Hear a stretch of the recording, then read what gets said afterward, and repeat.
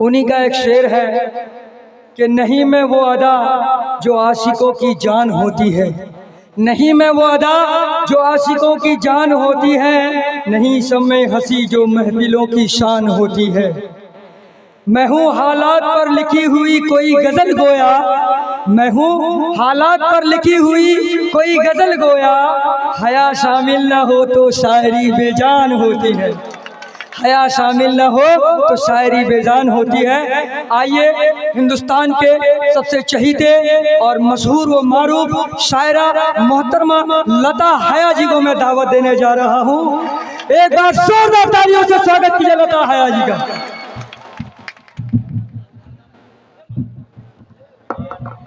अस्सलाम वालेकुम। इतनी दूर चल के कई उबड़ खाबड़ रास्तों को पार करने के बाद हम लोग यहाँ पहुँचे हैं तो जाहिर सी बात है कि सच का साथ देने के लिए आपके नेता जो हैं बहुत ही अच्छे रहबर हैं और मेरी आप लोगों से गुजारिश है कि आप अपने सरदार, अपने सालार, अपने रहबर जो है वो सही चुनिए। और अभी बहुत माइक की गड़बड़ियां हो रही थी, मुशायरा की जहनियत के साथ नहीं आए, आज हम दूसरी बात करने आए हैं और गुफ्तगू करते करते आप तक पैगाम भी पहुंचाएंगे, इल्तिजा भी करेंगे। मुशायरे तो बहुत हम लोग पढ़ते रहते हैं। तो ये कहना है कि आज बहुत अभी जो मुश्किलें आ रही थी, आवाज़ नहीं आ रही थी या और भी रुकावटें आ रही थी, तो ये सच है। आज का दौर ही ऐसा है कि जहाँ सच की आवाज़ को दबाया जाता है, मोहब्बत की आवाज़ को दबाया जाता है, अमन सुकून की आवाज़ को दबाया जाता है। जिसे कोई दुनिया में सुनता नहीं है, मोहब्बत की ऐसी सदा हो गई है। लेकिन फिर भी ये कहना चाहूंगी कि कोई कितनी भी आवाज को दबाए, सच हमेशा जीतता है। और आप लोगों से कहना, इस बात को समझिए, इस हकीकत को समझिए, क्योंकि आप वो कौम हैं, आप वो कौम हैं जिस पे हजार इल्जाम लगाए जाए, लेकिन मैं दावे के साथ कहती हूँ कि अभी खामोश हूँ, अभी खामोश हूँ, लेकिन बगावत कर भी सकती हूँ। अभी खामोश हूँ लेकिन बगावत कर भी सकती हूँ। मैं जिंदा कौम हूँ, अपनी हिफाजत कर भी सकती हूँ। अभी खामोश हूँ लेकिन बगावत कर भी सकती हूँ। मैं जिंदा कौम हूँ, अपनी हिफाजत कर भी सकती हूँ। मेरी बस एक कमजोरी है कि तुमसे मोहब्बत है, मेरी बस एक कमजोरी है कि तुमसे मोहब्बत है, वगरना जब भी मैं चाहूँ अदावत कर भी सकती हूँ, वगरना जब भी मैं चाहूँ अदावत कर भी सकती हूँ। तो मुसलमान अपने मुल्क से प्यार करता है, इसलिए खामोश है। और मैं ये कहना चाहूँगी, अदावत कीजिए, बगावत कीजिए, लेकिन खामोशी के साथ 11 तारीख को आप जाके, जरूरी नहीं है कि आप अदावत के लिए, बगावत के लिए जुलूस निकालें, दंगे करें, शोर शराबा करें। खामोशी से, सलीके से भी अदावत और बगावत हो सकती है। और आपको मौका मिला है 11 तारीख का कि आप वो अदावत और बगावत करें, और बिल्कुल संभल के, क्योंकि ये कहना है कि जो लोग मोहब्बत के परस्तार नहीं है, जो लोग मोहब्बत के परस्तार नहीं है, जाहिर है कि कुर्सी के भी हकदार नहीं है। जो लोग मोहब्बत के परस्तार नहीं है, जाहिर है कि कुर्सी के भी हकदार नहीं है। और इस बात को समझिएगा कि हमने उन्हें चुना है तो कुर्सी उन्हें मिली, हमने उन्हें चुना है तो कुर्सी उन्हें मिली। सरकार असल हम है, वो सरकार नहीं है, सरकार असल हम है, वो सरकार नहीं है। तो अपने आप को सरकार बनाइए। और ये भी कि खुद उसने ये कहा है कि हमें समझने की, संभलने की जरूरत है कि न जिसकी फिक्र हो अच्छी, न जिसकी सोच हो सच्ची, तबाही देखकर तबीयत कभी जिसकी नहीं मचली, ख्याल आया नहीं जिसको कभी खुद को बदलने का, खुदा ने आज तक उस कौम की हालत नहीं बदली, खुदा ने आज तक उस कौम की हालत नहीं बदली। तो अपनी हालत बदलिए। और देखिए, बहुत बुरा लगता है मुझे, मैं आप लोगों के बीच थी हूँ और रहूंगी, आप लोगों की बात करती थी, करती हूँ, करती रहूंगी, कोई कुछ भी कहे। मैं आज यहाँ अपनी बात नहीं करने आई, मेरे लिए कोई फर्क नहीं, क्योंकि मैं तब भी आप लोगों की बात करती थी, क्योंकि मुझे जो बात सच लगती थी वही मैं कहने की कोशिश करती हूँ। कभी उर्दू पे इल्जाम लगाया जाता है, कभी मजहब पे इल्जाम लगाया जाता है, कभी इस्लाम पे, कभी मुसलमान पे। ये बात मुझे हमेशा नागवार गुजरी है, क्योंकि कोई मजहब धर्म नहीं है, कब कहा रंग दो जमी को खून से, कोई मजहब बीज नफरत के कभी बोता नहीं। कोई मजहब बीज नफरत के कभी बोता नहीं। तो एक मैंने बहुत पहले 4 मिसरे कहे थे, बहुत सीधा साधा सा हल है, क्यों समझ में नहीं आता कि काश अपने मुल्क में ऐसी फजा बने, काश अपने मुल्क में ऐसी फजा बने, मंदिर जले तो रंज मुसलमान को भी हो, पामाल होने पाए ना मस्जिद की आबरू, ये फिक्र मंदिरों के निगहबान को भी हो, ये फिक्र मंदिरों के निगहबान को भी हो। और उर्दू के लिए कहा जाता है, ज्यादा वक्त उर्दू के लिए कहा जाता है कि भी कहा गया कि उर्दू बोलने वाले कठमुल्ले होते हैं। तब मैंने एक बात कही कि पढ़ी लिखी हूँ और पढ़ाती हूँ, जवाब देने की कोशिश की है। पढ़ी लिखी हूँ और पढ़ाती हूँ, अशार भी कहती हूँ, पढ़ी लिखी हूँ और पढ़ाती हूँ, अशार भी कहती हूँ, इंग्लिश भी आती है मुझको, हिंदी खूब समझती हूँ, इंग्लिश भी आती है मुझको, हिंदी खूब समझती हूँ। फख्र से कहती हूँ कि उर्दू पढ़ना लिखना आता है, फख्र से कहती हूँ कि उर्दू पढ़ना लिखना आता है। अब बतलाओ नेताजी, क्या मैं कठमुल्ली दिखती हूँ? अब बताओ नेताजी, क्या मैं कठमुल्ली दिखती हूँ? जी बहुत बहुत शुक्रिया। और देखिए, हालांकि मुझे कहा गया है कि ये वाली नज्म आप सुनाना, लेकिन उससे पहले मैं एक बात और कहना चाहूँगी कि हमेशा ये बात बोलना चाहूँगी कि बना दो लाख बुत उसके, खुदा तो हो नहीं सकता। बना दो लाख बुत उसके, खुदा तो हो नहीं सकता। वो अदना सा बशर उससे बड़ा तो हो नहीं सकता। बना दो लाख बुत उसके, खुदा तो हो नहीं सकता। वो अदना सा बशर उससे बड़ा तो हो नहीं सकता। सभी का वक्त आता है, सभी का वक्त जाता है। सिंहासन एक, राजा का सदा तो हो नहीं सकता। और देखिए, एक शेर और सुना रही हूँ, गौर कीजिएगा कौन कितने भरोसे के काबिल है कि कभी उस शख्स से उम्मीद मत करना वफाओं की, कभी उस शख्स से उम्मीद मत करना वफाओं की, जो माँ का हो नहीं सकता किसी का हो नहीं सकता, जो माँ का हो नहीं सकता किसी का हो नहीं सकता। और मैं एक नज़्म, हालांकि बहुत आप लोगों ने सुनी है, लेकिन फिर सुनाना ज़रूरी समझती हूँ। और इसलिए सुनाना ज़रूरी है कि वही मुश्किलें अभी मैं रास्ते से आ रही थी, तो मुझे तो अफसोस हो रहा था कि मैंने वो बंद और क्यों नहीं जोड़े सड़कों पे और खड्डों पे। ठीक है, तो मैं बुलबुल की नज़्म सुनाती हूँ, आप सुनिएगा। वही की वही है, कुछ बदला नहीं है। और मैं यकीन के साथ कहती हूँ कि आप अगर अपने नेता को इस बार लेके आएंगे, अपने हमदर्द को लेके आएंगे जो आप लोगों के बीच में से, तो वो सारे हालात सुधरेंगे जो मेरी नज़्म में मैंने बयान करने की कोशिश की। सुनिएगा। चुप धीरे धीरे बोल, बुलबुल गीत सुनाने आई, धीरे धीरे बोल, बुलबुल गीत सुनाने आई, गीत सुनाने आई, गीत सुनाने आई, गीत सुनाने आई, गीत सुनाने आई। कुछ गीत प्यार के, कुछ बहार के, कुछ सिंगार के लाई। चुप धीरे धीरे बोल, बुलबुल गीत सुनाने आई। अब जो पहला वंदना मैं उनके लिए कह रही हूँ जिनको अभी वोट देने की उम्र भी नहीं हुई है। ठीक है, अभी सुनिए उनके लिए। एक रोज गई जब गुलशन, जाने कैसी थी उलझन, उखड़ा उखड़ा सा था मन, भीगा था मेरा दामन। तब राज ये गुल ने खोला, हर पत्ता पत्ता बोला, तितली का मन भी डोला, भंवरा सर चढ़कर बोला, कुछ मन की आंखें खोल, पगली प्रेम कली मुस्काई, कुछ मन की आंखें खोल, पगली प्रेम कली मुस्काई। चुप धीरे धीरे बोल, बुलबुल गीत सुनाने आई। अब देखिए, अब मैं आती हूँ जो भी कुछ हमारे मुल्क में हो रहा है। एक रोज में पूजा करने, भक्ति की गागर भरने, मंदिर जो लगी उतरने, वहाँ देखे खून के झरने, मंदिर मस्जिद का पंगा, मजहब को कर गया नंगा, हैरान खड़ी थी गंगा और पल में हो गया दंगा। फिर राम नाम सत बोल, मैं वापस जंगल को आई, फिर राम नाम सत बोल, मैं वापस जंगल को आई। चुप धीरे धीरे बोल, बुलबुल गीत सुनाने आई। एक रोज में दफ्तर दफ्तर भटकी डिग्री को लेकर, जूते फाड़े दर्जन भर, नहीं मिली नौकरी क्यों कर, यहाँ काबिल सोग मनाए, नाअहल नौकरी पाए, अब हंसा दाना खाए, कौए मोती चुग जाए, फिर लिए हाथ कशकोल बोलो जय जय रिश्वत माई, फिर लिए हाथ कशकोल बोलो जय जय रिश्वत माई। चुप धीरे धीरे बोल बुलबुल गीत सुनाने आई, एक रोज कचहरी आई पेशी की थी सुनवाई, पर आके बड़ी पछताई मैं फंस गई राम दुहाई। इंसाफ वही पाता है कुर्सी जिनकी माता है, चलता जिनका खाता है या गुंडा बन जाता है। सब गोलमाल है गोल जब कातिल हो मुंसिफ भाई, सब गोलमाल है गोल जब कातिल हो मुंसिफ भाई। अब देखिए नेता कैसे कैसे नेता खड़े होते हैं।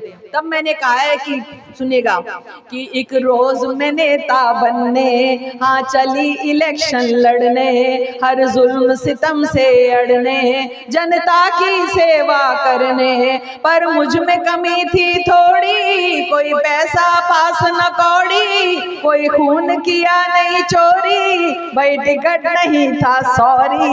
है नेताओं का कौल कुर्सी अपनी कौम पर आई, चुप धीरे धीरे बोल बुलबुल गीत सुनाने आई। और मुझे यकीन है कि आप बहुत पाक साफ दामन हैं, आपके रहबर हैं, इन पे कोई इस तरह का कोई भी इल्जाम नहीं है। तो आपको 11 तारीख को इनको वोट देना ही है। और मुझे आप लोगों से ये कहना है कि अब वक्त आ गया है कि रहबर बदल ही दो, अब वक्त आ गया है कि रहबर बदल ही दो। मेरा है ये ख्याल, तेरा क्या ख्याल है, क्या ख्याल है? अब वक्त आ गया है कि रहबर बदल ही दो। मेरा है ये ख्याल, तेरा क्या ख्याल है? और आप इतनी दूर बैठे, हम इतनी दूर तक आ गए, तब ये कह रही हूँ कि क्यों धीरे क्यों बोलते हैं, जरा तेज बोलिए, धीरे क्यों बोलते हैं, जरा तेज बोलिए। ये मीडिया है क्या, ये सियासी दलाल है?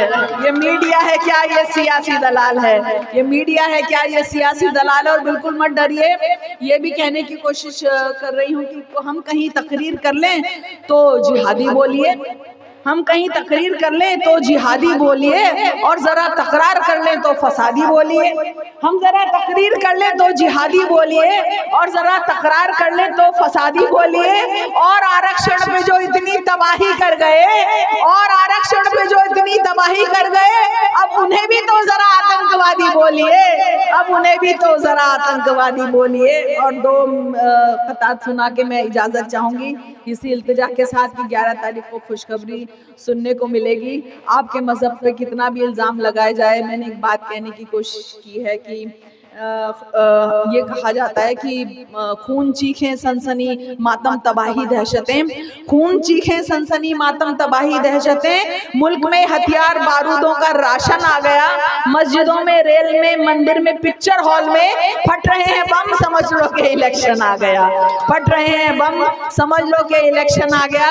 लेकिन आप डरिएगा नहीं, बिल्कुल भी मत डरिएगा, क्योंकि खुदा जिसकी हिफाजत की हया जब ठान लेता है। हाँ, आज तो मुशायरे का माहौल नहीं, इसलिए मैं तो पैगाम देने की कोशिश कर रही हूँ।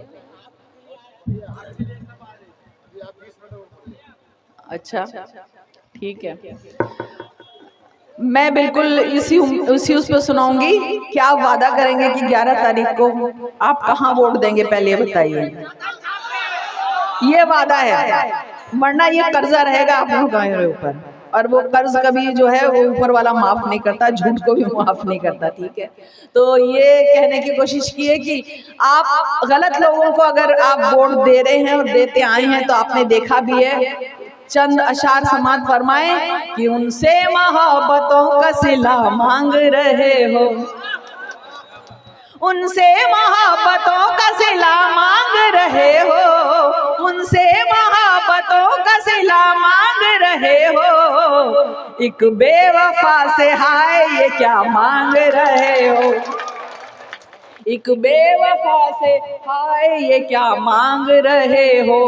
वो क्या, और सुनिए, एक बेवफा से हाय ये क्या मांग रहे हो, वो तो अंधेरी रात की मानिंद है सुनो, वो तो अंधेरी रात की मानिंद है सुनो, वो तो अंधेरी रात की मानिंद है सुनो, तोहफा ये किससे चांदनी का मांग रहे हो, तोहफा ये किससे चांदनी का मांग रहे हो। अब सुनिए, वो क्या दिखाएगा तुम्हें घर अमन का के तुम, वो क्या दिखाएगा तुम्हें घर अमन का के तुम, वो क्या दिखाएगा तुम्हें घर अमन का के तुम, शैतान से जन्नत का पता मांग रहे हो, शैतान से जन्नत का पता मांग रहे हो। वो क्या दिखाएगा तुम्हें घर अमन का के तुम, शैतान से जन्नत का पता मांग रहे हो। फितरत है जिसकी काटना काटेगा यकीनन, फितरत है जिसकी काटना काटेगा यकीनन, फितरत है जिसकी काटना काटेगा यकीनन। क्या सांप से बोसे की रजा मांग रहे हो, क्या सांप से बोसे की रजा मांग रहे हो। इंसान के दुश्मन से मोहब्बत की तवक्को, इंसान के दुश्मन से, देखिए मैंने इनके लिए नहीं कहा जो वर्ड यूज किया, ठीक है, इंसान के दुश्मन से मोहब्बत की तवक्को, नेता में शराफत की अदा मांग रहे हो, नेता में शराफत की अदा मांग रहे हो। फर्जी है जिसकी डिग्रियां फर्जी दवाइयां, फर्जी है जिसकी डिग्रियां फर्जी दवाइयां, उन्नीम हकीमों से शिफा मांग रहे हो, एक बेवफा से हाय ये क्या मांग रहे हो। जी बहुत बहुत शुक्रिया। और दो चार शेर सुना रही हूँ कि शिकार सोच रहा है कि वो शिकारी है,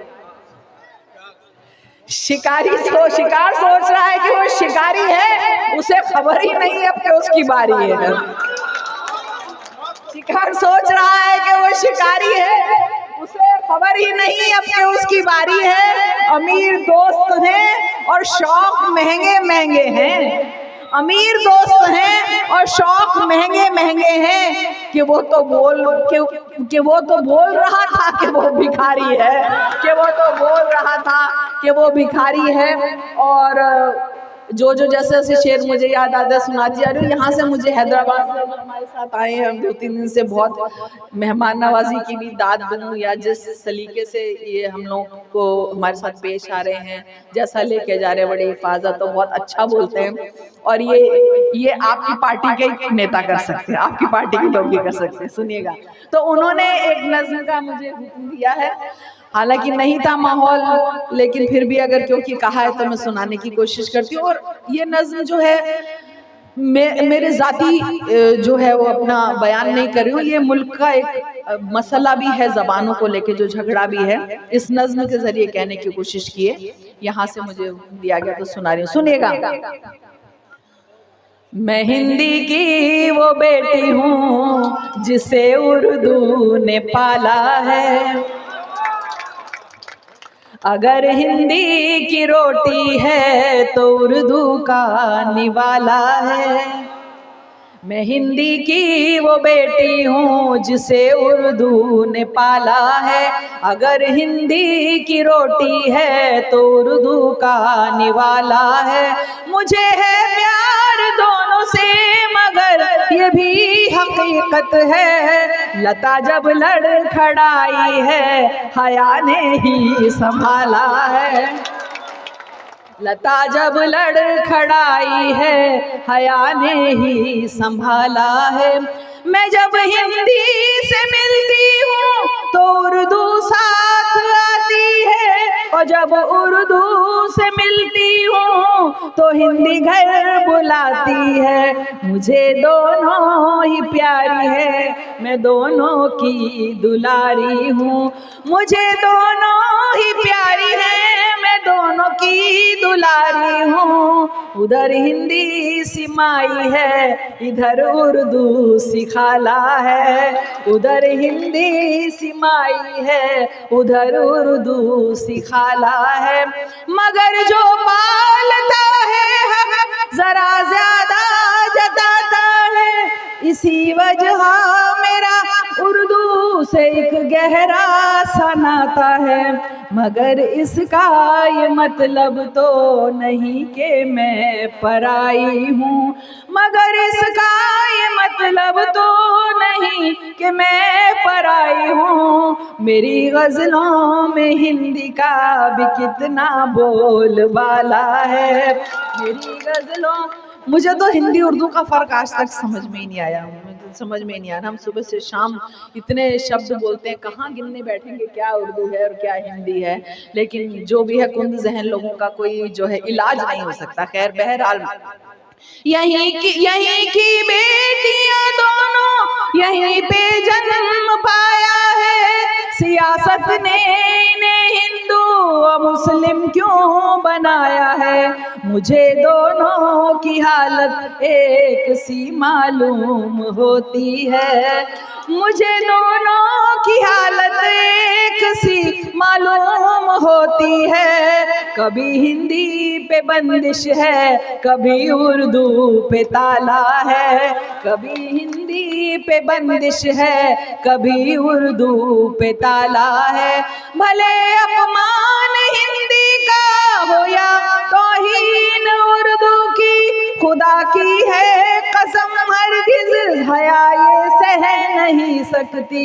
मैं दोनों के लिए लड़ती हूँ और दावे से कहती हूँ, मैं दोनों के लिए लड़ती हूँ और दावे से कहती हूँ। मेरी हिंदी भी उत्तम है, मेरी उर्दू भी आला है, मेरी हिंदी भी उत्तम है, मेरी उर्दू भी आला है। और देखिए, आपके कैंडिडेट को भी है ना, मंजर भाई भी हैं, मैं एक दो क़ता सुना के इजाज़त बस आप लोगों से लेना चाहूँगी कि पत्थर की मूरतों से बहुत प्यार है उसे, पत्थर की मूरतों से बहुत प्यार है उसे, जाने क्यों आदमी से मोहब्बत नहीं करता।